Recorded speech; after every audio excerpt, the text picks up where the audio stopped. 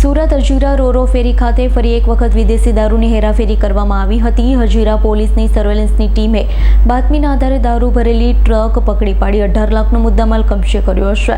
ટ્રકમાં ભરેલ MS સ્ક્રેપની નીચે છુપાવેલી વિદેશી દારૂનો જથ્થો એકંદરે ₹1.9 લાખથી વધુનો હોવાનું ખુલ્યું છે। હજીરા પોલીસ સ્ટેશનને બાતમી હકીકત મળી હતી। સુરત તરફથી આવતી અશોક લેલન કંપનીની ટ્રકમાં ગેરકાયદેસર વિદેશી દારૂનો જથ્થો ભરાયેલો છે।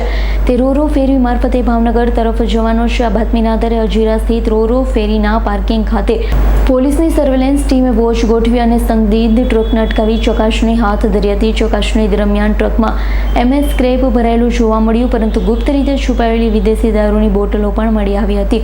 કુલ 113 વિદેશી દારૂની બોટલો ભારતીય બનાવટની વિવિધ બ્રાન્ડ સાથે મળી આવી, જેની કિંમત ₹1,09,473 આંકવામાં આવી છે। આ ઉપરાંત ટ્રકમાં રહેલું MS સ્ક્રેપ, જેનું વજન 16.100 ટન છે, જેની કિંમત ₹7,02,926 દર્શાવવામાં આવી રહી છે।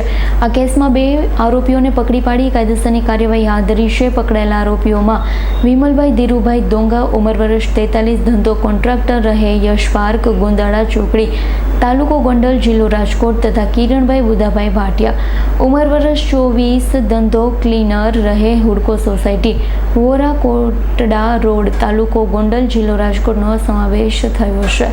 Bureau report, S9 news, Surat. અમારી તમામ માહિતીથી અપડેટ રહેવા માટે જોડાયેલા રહો S9 ન્યૂઝ સાથે।